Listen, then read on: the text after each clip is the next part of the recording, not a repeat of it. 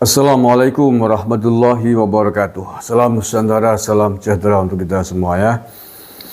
Saudara-saudaraku sebangsa setanah air yang saya cintai, saya banggakan. Video kali ini masih terkait dengan Mbah Amin Rais yang protes terhadap Prabowo Subianto karena menurutnya Pak Prabowo sulit dihubungi.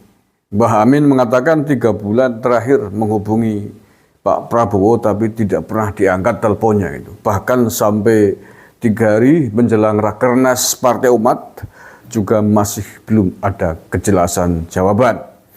Nah, oleh karena itulah kemudian Partai Umat memutuskan pilihan atau dukungan terhadap calon presiden 2024 kepada Anies Baswedan.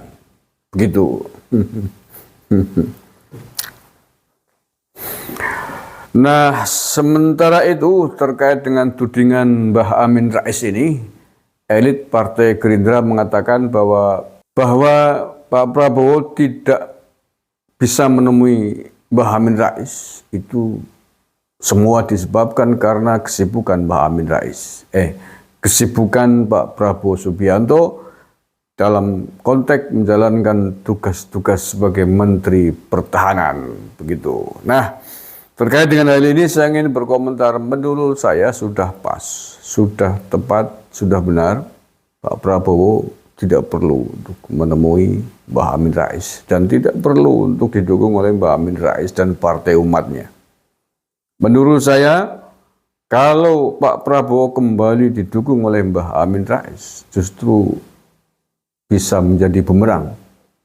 Justru secara politik menurut saya merugikan. 2 kali didukung oleh Mbah Amin Rais kan, pemilu 2014 dan pemilu 2019 gagal semuanya. Menurut saya termasuk ikut andil. Jadi kalau di dalam bahasa Jawa atau di Banyumas ada istilah boleh itu ceng koleng kelangan deleg gitu ya. Maksudnya apa? Gara-gara sibuk mengais ikan kecil tapi kehilangan yang besar.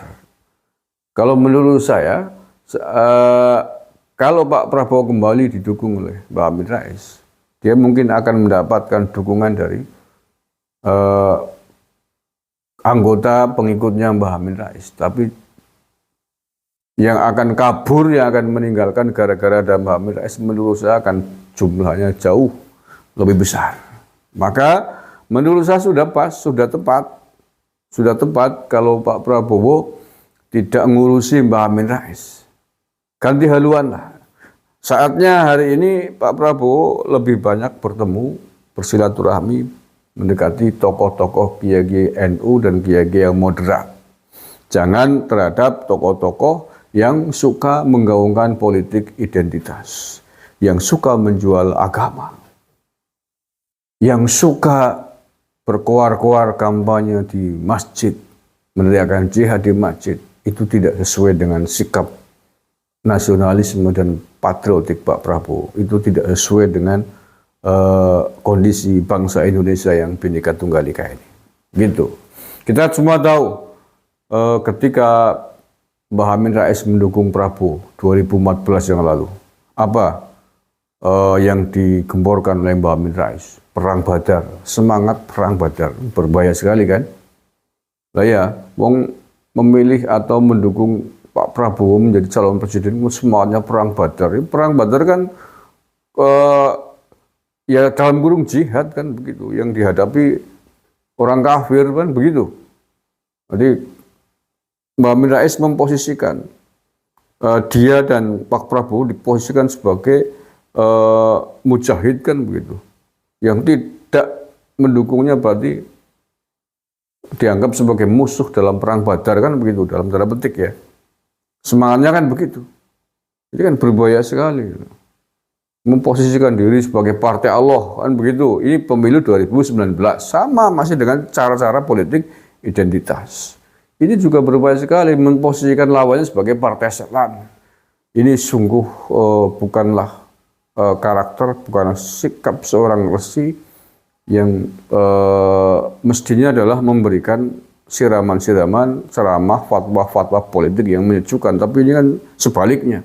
ini adalah ceramah-ceramah politik yang sangat-sangat destruktif dan mengerikan menurut saya. Maka sekali lagi Pak Prabowo tidak menggubris, tidak menemui Mbak Amin Rais menjelang 2024 ini adalah keputusan dan sikap yang pas, sikap yang benar, agar bisa terhindar dari jeratan-jeratan politik identitas yang biasa digaungkan oleh Mbak Amin Rais ini.